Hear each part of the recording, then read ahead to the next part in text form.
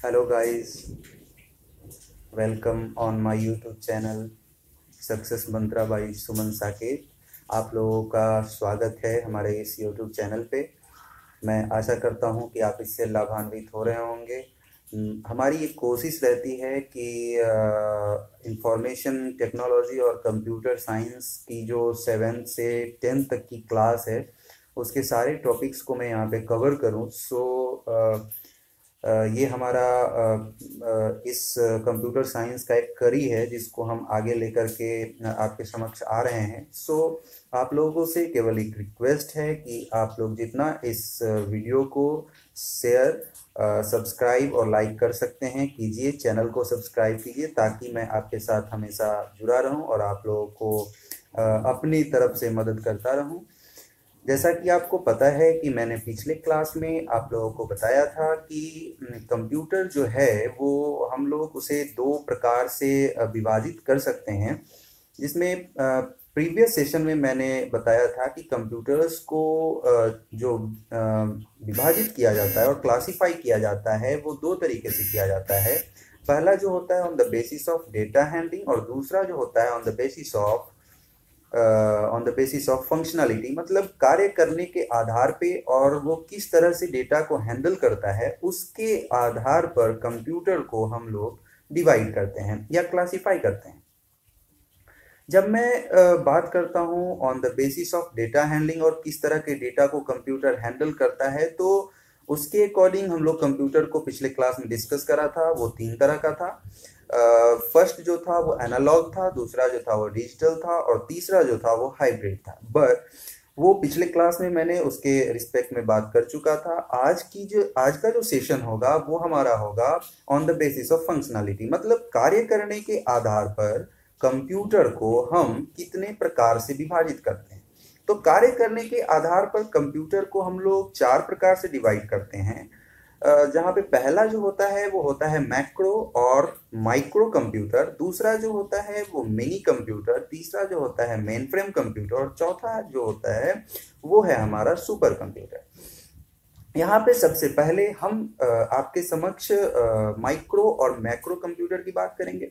तो those types of computer, उस प्रकार का कंप्यूटर जो हम जनरल पर्पस में यूज करते हैं। General purpose in the sense कि जो आप घर में यूज करते हैं, जो आप ऑफिस में यूज करते हैं और जो banking sector, business purpose etcetera के लिए यूज होता है, वो सारे कंप्यूटर्स को हम लोग माइक्रो और मैक्रो कंप्यूटर के अंदर रखते हैं। एक्चुअली ये जो कंप्यूटर है ये लो कॉस्ट, लो मेंटेनेंस, लो स्पीड पे वर्क करता है, इसलिए इसका रख रखाव भी जो है वो काफी हद तक आसान होता है।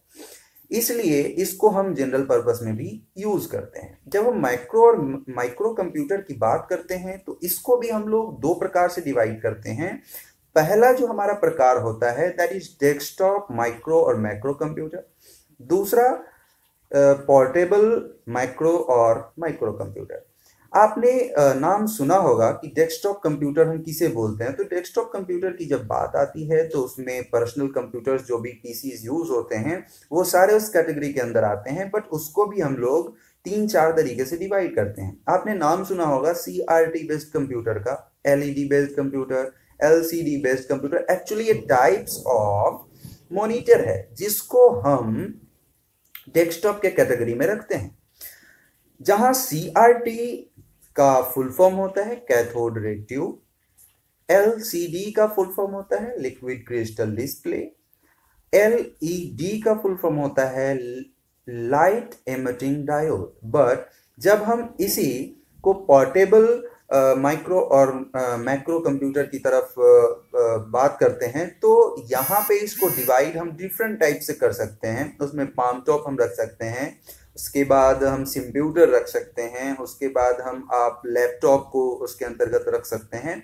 तो ये जो टाइप्स होता है पोर्टेबल कहने का तात्पर्य होता है कि जिसको हम आसानी से एक स्थान से दूसरे स्थान पर मूव कर सकें। एक्चुअली ये मूवमेंट के पॉइंट ऑफ व्यू से और कैरी करने के पॉइंट ऑफ व्यू से बेहद क्या होता है, पोर्टेबल होता है। इसलिए हम इस टाइप के कंप्यूटर को पोर्टेबल माइक्रो और माइक्रो कंप्यूटर के अंतर्गत रखते हैं। दूसरा होता है mini computer. Mini computer as compare to micro और मैक्रो कंप्यूटर मोर फास्ट,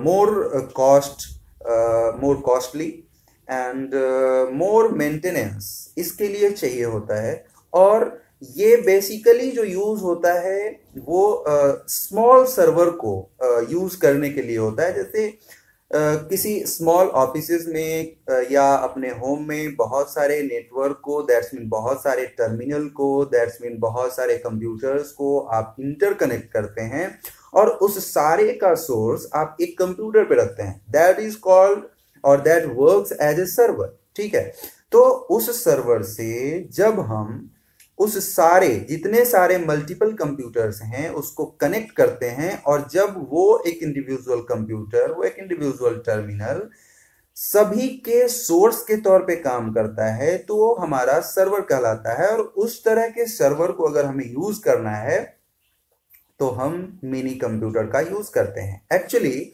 ये मिनी कंप्यूटर डिफरेंट टाइप्स और डिफरेंट और मल्टीपल टाइप्स के कंप्यूटर्स को डेटा को एक जगह स्टोर करके रखता है, इसलिए इसको हम लोग सर्वर के रूप में रखते हैं।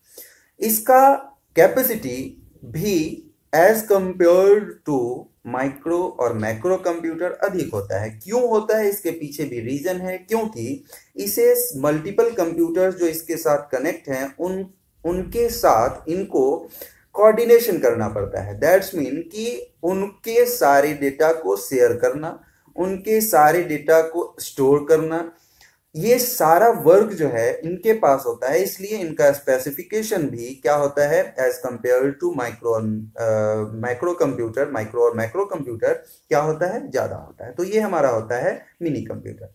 तीसरे कंप्यूटर की बात करें तो तीसरा कंप्यूटर जो है वो है हमारा main frame computer. Main frame computer भी एक टाइप का कंप्यूटर है जिसको on the basis of functionality, कार्यशैली के आधार पर हम लोग इसको डिवाइड करते हैं। तो ये जो हमारा कंप्यूटर है ये भी सर्वर की तरह ही काम करता है, बट मिनी कंप्यूटर में क्या होता था, ये सर्वर की तरह काम तो करता था बट ये स्मॉल एरिया के लिए था।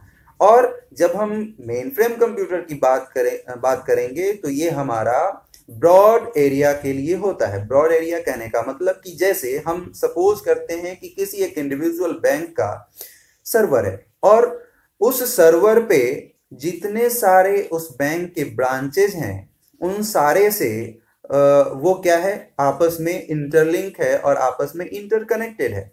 तो सारे बैंक कि ब्रांचेस को एक इंडिविजुअल सर्वर से क्या किया जाता है, कनेक्ट किया जाता है। तो वहां पे एरिया क्या होता है, ब्रॉड होता है। और उस तरह के ब्रॉड एरिया को कवर करने के लिए कंप्यूटर के क्षेत्र में जो एक सर्वर के लिए कंप्यूटर यूज किया जाता है, that types of computer is called main frame computer. और इस दोनों का मेंटेनेंस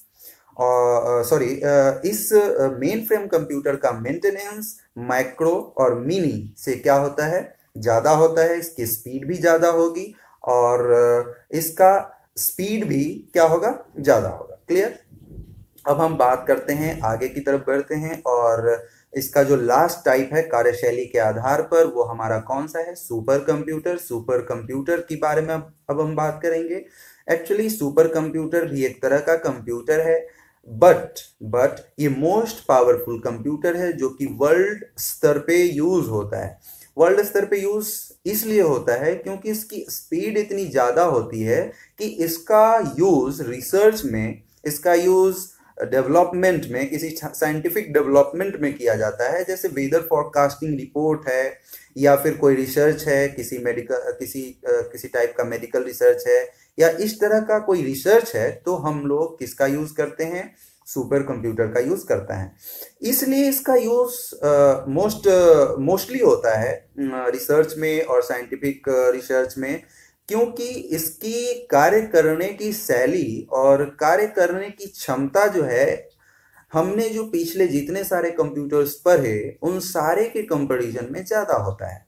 वास्तव में ये मिलियन ऑफ वर्क्स एक सेकेंड में परफॉर्म कर पाता है। इसलिए इसका स्पीड ज़्यादा होता है, इसलिए मिलियन ऑफ वर्ड्स को एक बार में ये कर पाता है, और इसलिए इसका रिसर्च और साइंटिफिक अप्रोचेज में इसका यूज़ किया जाता है। हमारे अगर इंडिया की बात की जाए तो परम एक ऐसा कंप्यूटर था जो फर्स्ट सुपर कंप्यूटर था जो इंडिया में डेवलप किया गया था, और ये जो डेवलप किया गया उस कंपनी का नाम था सीडेक कंपनी, जो कि उस टाइम पुणे में स्थित थी। तो परम was the super computer which is developed by CDAC Pune.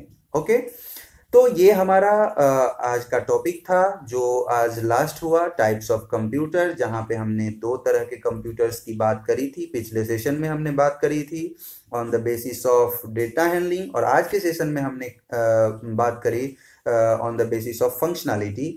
तो आज के लिए हम इतना ही रखते हैं। नेक्स्ट क्लास में जब हम फर्दर नेक्स्ट डे आपके साथ हमारी मुलाकात होगी, तो हम आगे के टॉपिक दैट इज इनपुट और इनपुट डिवाइस की तरफ मूव करेंगे। वहाँ हम लोग प्रयत्न करेंगे सीखने का ये कि आखिर इनपुट क्या होता है, इनपुट डिवाइस क्या होता है। इसके बारे में हम लोग नेक्स्ट क्लास नेक्स्ट सेशन में बात करेंगे। तब तक के लिए धन्यवाद, थैंक यू, बाय बाय।